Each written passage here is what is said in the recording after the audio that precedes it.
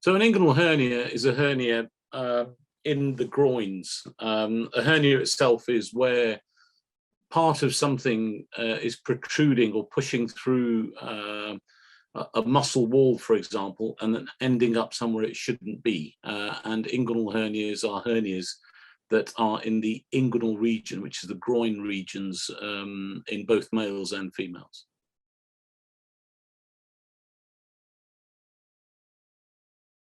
So the causes of an inguinal hernia really come down to the fact that there's two types of inguinal hernia. One is called an indirect hernia, the other one is called a direct hernia. The indirect hernia is more common in males than females, and that's because the hernia occurs through an anatomical area in the groin called the inguinal canal, which transmits the spermatic cord down to the testicle. And what happens is when development is occurring embryologically, i.e. when the anatomy is being formed, essentially the simplest way of putting it is that the inguinal canal, part of it stays open, and then the hernia can protrude or travel through this canal. It is more common in males, as I said. Females do get it. And the second type of inguinal hernia is something called a direct inguinal hernia. And this is where the inguinal canal that I've talked about, this bit that transmits the spermatic cord, and in females, it transmits something called the round ligament of the uterus. The muscle at the back of the canal ruptures open and the hernia pops through. And that's a direct rupture. It again is more common in males than females. And if you look at risk factors, the risk factors are age. So the older the patient, the more likely to have an inguinal hernia. Being male, but females do get inguinal hernias. In fact, females have a slightly higher rate of femoral hernias, which is a different hernia, and it's important to distinguish between the two. Smokers, people with chronic coughs, people who work in industries which involve heavy lifting or straining, or indeed do hobbies which involve heavy lifting or straining or abdominal straining, have hernias. There is a cohort of sportsmen and sportswomen who develop inguinal hernias through increasing abdominal pressure. So essentially, those are the main risk factors for inguinal hernia development.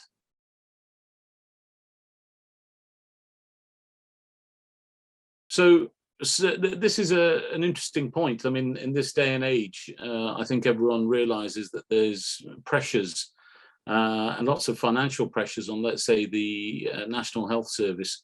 And a lot of places have rationed effectively the repair of inguinal hernias and put them as low priority. However, if you look at the guidelines that have been put out through various surgical associations and hernia associations, in principle, certainly any symptomatic hernia should be repaired. So a symptomatic hernia could be easily regarded as someone who has a lump in the groin, and especially if the lump is painful, uncomfortable, is stopping them doing their activities, either normal daily activities or work activities, certainly leisure activities as well, then a repair is indicated. Now, if the hernia or the lump in the groin is becoming more and more painful and more difficult to push back in, then that's certainly an indication to repair quickly. But in principle, I think if you read the guidelines, all symptomatic hernias should be repaired.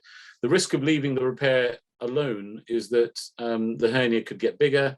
It obviously gets in the way of daily living and activities. And also there is a small risk, it's a statistically small risk, but it is there of the hernia becoming caught and requiring emergency surgery, which the outcomes aren't as good as the elective planned repairs.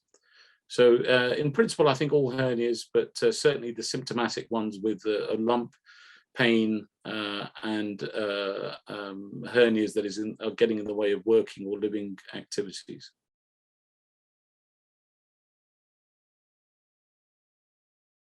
So if left untreated, there is an option. I mean, when I counsel patients and examine them, I take great care, I feel, to actually look at the options. And one of the options is to watch and wait. There's no absolute requirement for the hernia repair to take place. I mean, this becomes more and more pertinent when patients are, let's say, in the older age groups, or have other illnesses, for example, cardiac and respiratory illnesses, which may prevent them from having anesthetics, which may increase their risks of surgery. However, these repairs still can be done under local anesthetics and so on, so we can't discount it completely. Having said that, the repairs, when we offer a repair, is for what we've talked about previously. If a watch and wait policy is employed and you don't repair the hernia, there is a risk of the hernia getting bigger. There's a risk of pain and discomfort.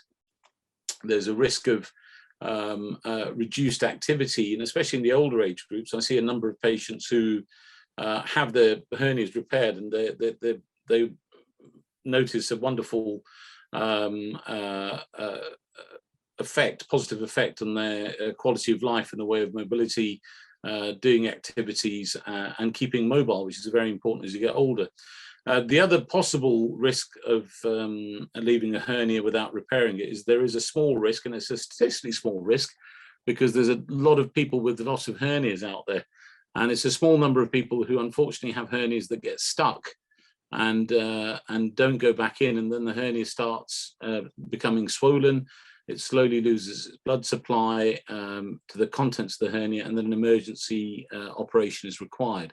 Like I said, there's a small risk of that, but as some patients have more and more painful hernias, more and more symptomatic hernias, the risk tendency for that to happen does go up. So those are the main things I would discuss with my patients when counselling them about a watch and wait policy versus a repair.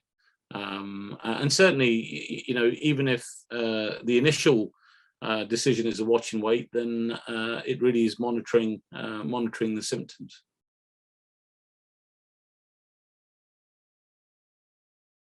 So the best treatment options are really surgical. There is a treatment option for watch and wait, which involves a truss or a belt. If the patient chooses to employ a watch and wait policy, or the patient is not fit for surgery, there are certain belts and supports that can be used. Some of the belts are quite uncomfortable. A lot of people find them cumbersome. As far as a repair of the hernia goes, this is the gold standard, and this would be either performed as an open repair, so a general anesthetic, possibly occasionally local anesthetic with some sedation, a small incision in the groin, the side of the hernia, and we essentially pop the hernia back through where it's come from, repair the muscle at the back of what we call the inguinal canal, and then we place a mesh, and the mesh is normally a synthetic nylon mesh, or a combination of